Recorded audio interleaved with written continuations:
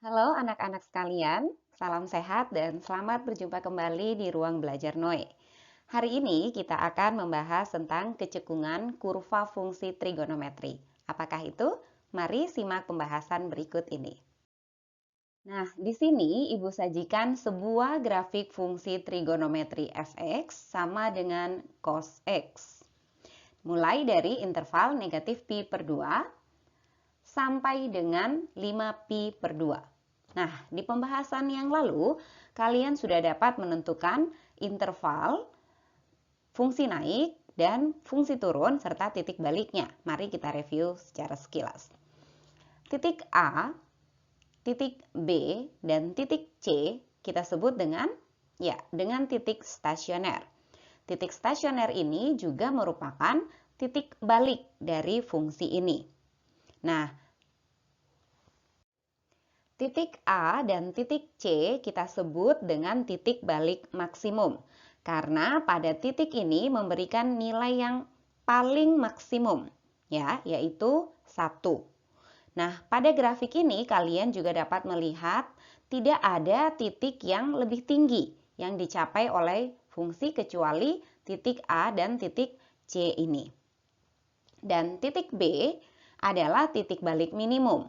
Karena kalian bisa melihat bahwa ini adalah nilai terkecil dari fungsi, yaitu sama dengan negatif 1. Tidak ada lagi yang lebih rendah dari titik B ini.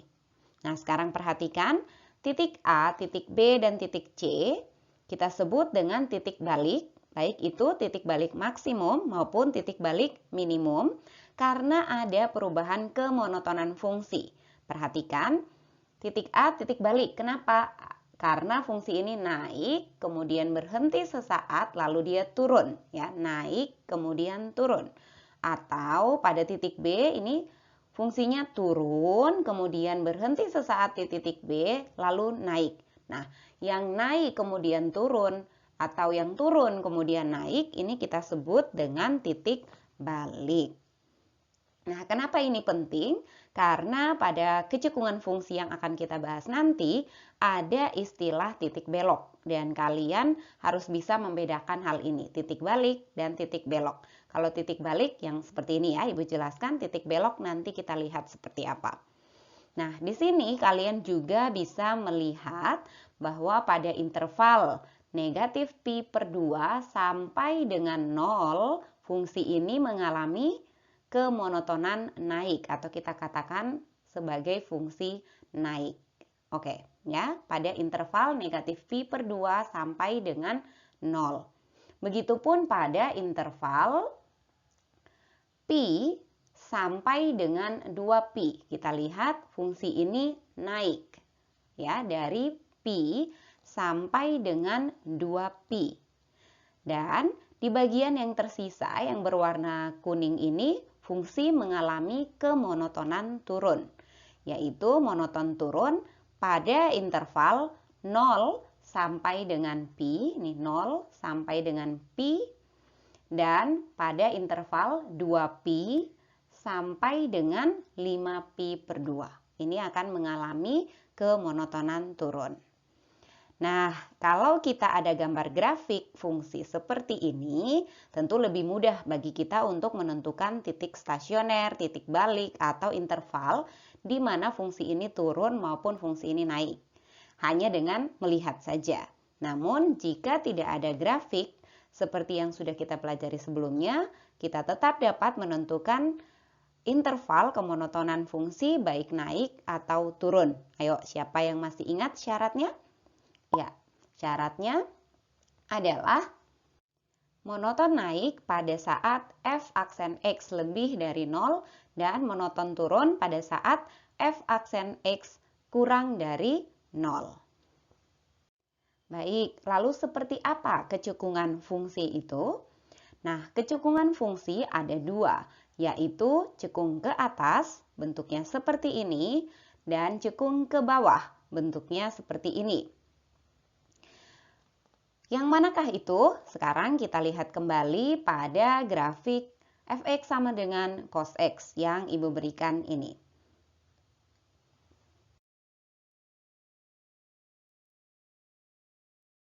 Ibu hilangkan dan pindahkan terlebih dahulu. Oke, nah seperti ini ya. Jadi sekarang kita bisa dengan mudah melihat interval fungsi atau keadaan ketika fungsi ini cekung ke atas yang modelnya seperti ini dan yang cekung ke bawah seperti ini. Kalau kita tunjukkan dengan mudah kalian bisa melihat bahwa ini keadaan pada saat kurva fungsi ini cekung ke atas. Pada interval berapakah itu? Mulai dari pi per 2 sampai dengan 3pi per 2. Atau kalau kita tuliskan pi per 2 kurang dari X kurang dari 3pi per 2. Jangan pakai sama dengan karena di titik pi per 2 dan 3pi per 2 ini sendiri tidak termasuk cekung. Oke, ya. Dan cekung ke atas, cekung ke bawah ketika keadaannya seperti ini. Ini ya. Nah, ini pada saat kurvanya cekung ke bawah. Pada interval berapakah itu? Ada dua, yaitu pada interval negatif pi per 2 sampai dengan pi per 2. Kita tulis seperti ini. Dan pada interval 3 pi per 2 sampai dengan 5 pi per 2. Nah, bagaimana jika tidak ada grafik? Harus bagaimana? Nah, interval ini juga dapat kalian temukan dengan syarat untuk cekung ke atas yang kita cari. Lihat perbedaannya dengan yang tadi. Kalau sekarang syarat cekung ke atas adalah pada saat turunan kedua dari fx atau turunan kedua fungsi lebih dari 0. Dan syarat cekung ke bawah pada saat turunan keduanya atau f double aksen x-nya kurang dari 0. Nah, tadi kalian juga sudah tahu bahwa titik A, titik B, dan titik C adalah titik-titik balik. Manakah titik beloknya? Nah, ini dia. Titik belok P dan titik belok Q. Sekarang lihat pada titik P.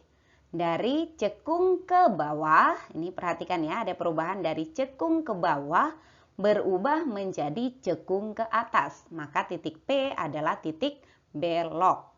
Atau pada saat cekung ke atas, ya, kemudian berubah menjadi cekung ke bawah.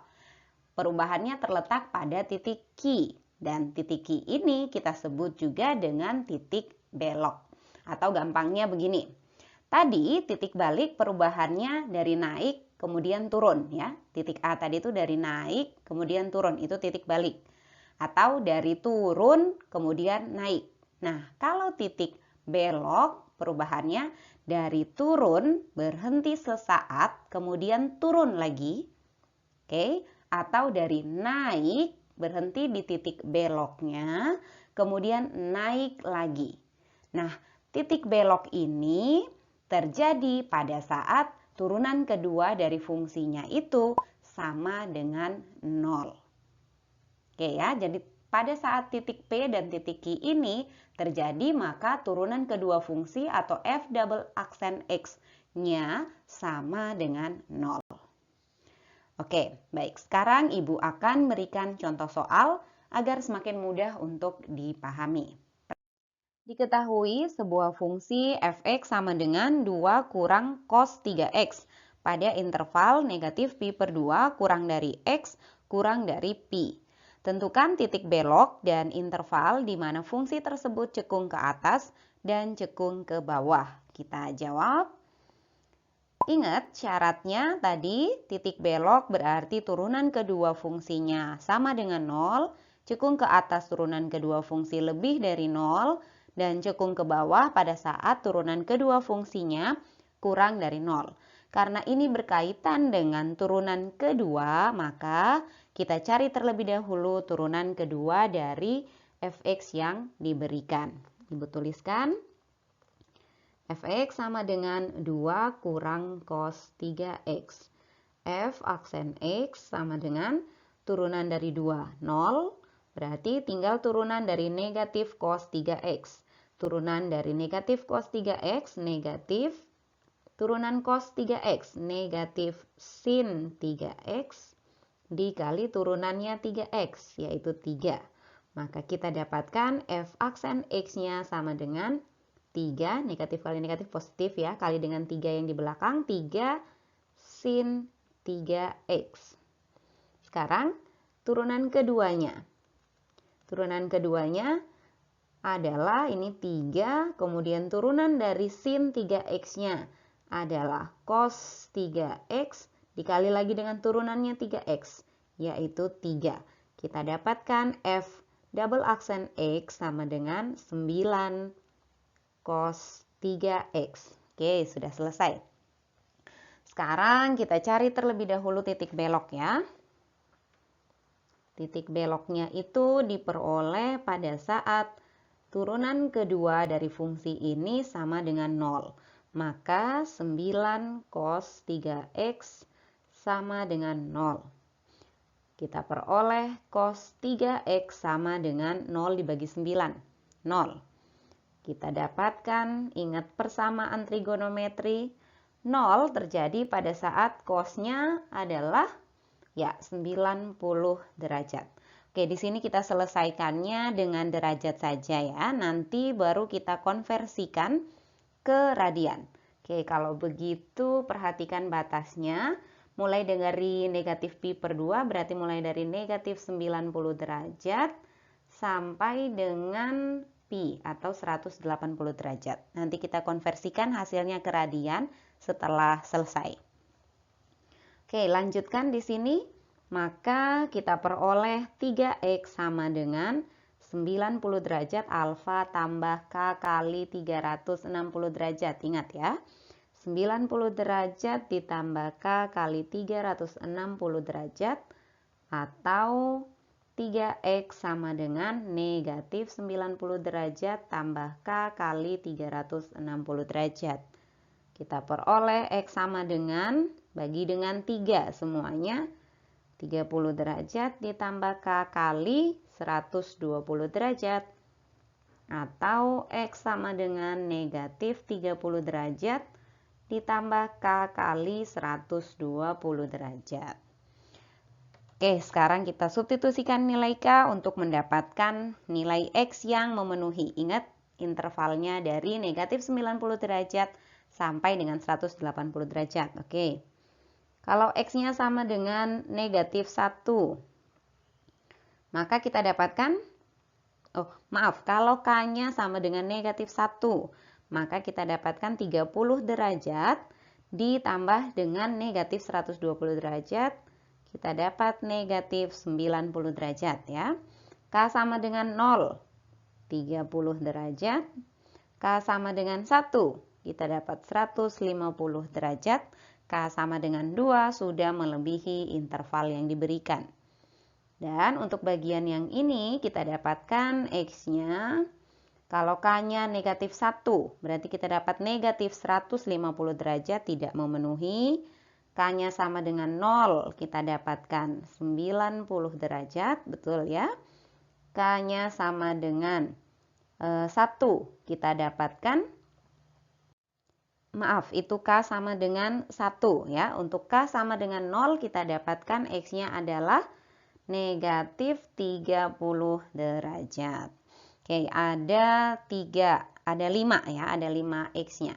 Kemudian untuk mendapatkan titik belok harus disubstitusikan untuk dapat Y-nya. Karena titik itu ya namanya koordinat titik, itu berarti harus X, Y. Nah, untuk X-nya sama dengan, yang mana dulu ya? Negatif 90 lah. Negatif 90 derajat. Maka kita dapatkan Y-nya atau Fx-nya, substitusikan ke sini anak-anak. Kita dapatkan Y-nya sama dengan 2 dikurangi dengan cos negatif 90 dikali 3. Berarti negatif 270 derajat. Cos negatif 270 derajat sama dengan cos 270 derajat, yaitu sama dengan 0. Berarti 2 dikurangi dengan 0, hasilnya Y-nya sama dengan 2. Oke ya, kita dapatkan titiknya yaitu 90 derajat, 2. 90 derajat itu dikonversikan langsung ke radian, berarti kita dapatkan titiknya adalah negatif pi per 2,2. Itu titik belok yang pertama. Kemudian kalau X-nya sama dengan 90 derajat, maka Y-nya sama dengan 2 kurang cos 270 derajat. Hasilnya sama ya dengan yang di atas.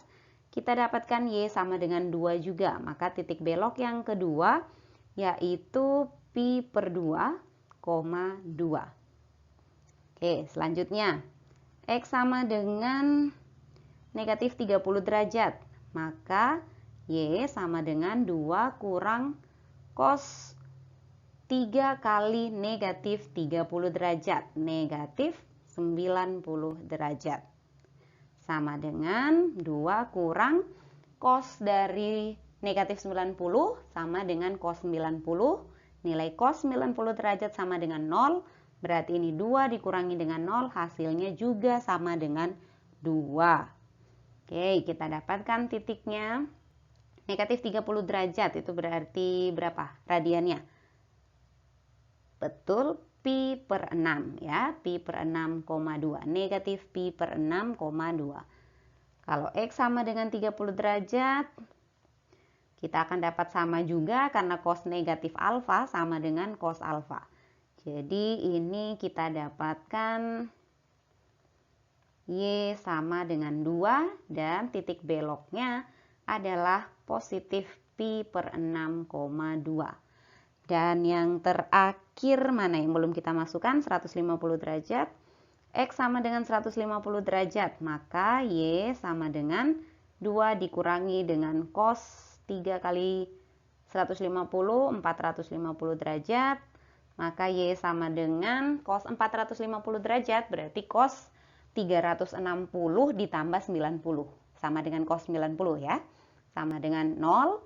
Jadi 2 kurang 0 sama dengan 2, maka kita dapatkan titik beloknya adalah 150 derajat itu 150 derajat per 180 ya. Kita kecilkan dengan 3.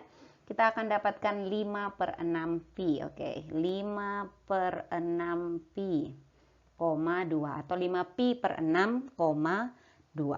Jadi ini adalah titik-titik beloknya. Negatif pi per 2,2, pi per 2,2, negatif pi per 6,2, pi per 6,2, dan 5 pi per 6. Sekarang kita lanjut di mana interval cekung ke atas dan cekung ke bawah. Nah, untuk mencari interval kecekungan bagian ini tetap kita butuhkan. Oke, jadi kalian harus tetap mencari syarat pada saat F double aksen X-nya sama dengan 0. Sekarang perhatikan syarat cekung ke atas. Cekung ke atas adalah turunan kedua fungsi harus lebih dari 0. Tadi turunan keduanya adalah ini, berarti 9 cos 9 cos 3x lebih dari 0. Berarti kita tetap harus mencari 9 cos 3x sama dengan 0. Ini ya, kita peroleh x-nya adalah negatif 90 derajat, 30 derajat, 150 derajat, dan 90 derajat, dan negatif 30 derajat. Kemudian titik-titik ini kita masukkan ke dalam garis bilangan. Nah, batasnya mulai dari negatif 90 atau negatif pi per 2. Ini langsung Ibu ganti kah? Oke, kita tulis saja dulu. Batasnya adalah dari, bukan penuh bulatannya, tapi kosong, ini tidak termasuk, 90 derajat, kemudian negatif 30 derajat, kemudian 30 derajat, kemudian 90 derajat, dan 150 derajat. 150 derajat, kemudian ada batasnya ini, 180 derajat. Ibu langsung konversikan di sini, ini berarti negatif pi per 2. Ini adalah negatif pi per 6, ini pi per 6, kemudian ini adalah positif pi per 2, 150 derajat adalah 5pi per 6 dan 180 derajat adalah pi.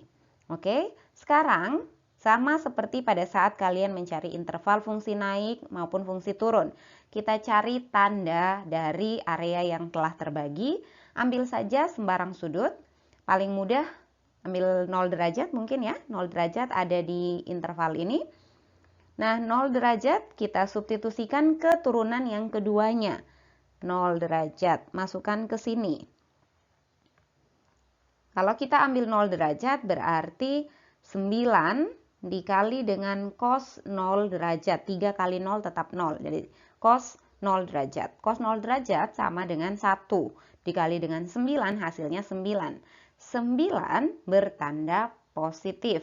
Berarti karena 0 derajat ada di antara negatif 30 derajat sampai dengan 30 derajat, maka tanda pada area ini adalah bertanda positif. Kalau begitu, di sebelah kanannya negatif, positif, negatif karena bersifat periodik. Dan di sebelah sini adalah tandanya adalah negatif. Nah, kalau sudah seperti ini, maka tidak hanya cekung ke atas yang bisa kita cari, tetapi juga cekung ke bawah, intervalnya juga sudah bisa kita tentukan. Cekung ke atasnya pada saat bertanda positif dan cekung ke bawah pada saat bertanda negatif. Ya, sekarang kita tulis interval cekung ke atas dan cekung ke bawah. Jadi interval fungsi cekung ke atas terjadi pada saat nih yang ini berarti negatif pi per 6 kurang dari x kurang dari pi per 6. Kemudian juga terjadi di sini pi per 2 kurang dari x kurang dari 5pi per 6. Dan interval fungsi cekung ke bawah, interval fungsi cekung ke bawah adalah pada saat areanya bertanda negatif, yaitu negatif pi per 2 yang ini ya. Negatif pi per 2 kurang dari x kurang dari negatif pi per 6. Kemudian juga pi per 6 kurang dari x kurang dari pi per 2 yang ini. Dan pada interval 5pi per 6 kurang dari x kurang dari pi. Seperti itu anak-anak. Kalau kalian masih belum bisa memahami penjelasan ini, kalian bisa ulangi video ini dan coba untuk memahaminya. Baik anak-anak, itulah pelajaran kita pada hari ini. Semoga kalian bisa memahami penjelasan yang Ibu berikan. Berlatihlah soal berikut ini. Selamat belajar dan sampai jumpa pada video materi berikutnya.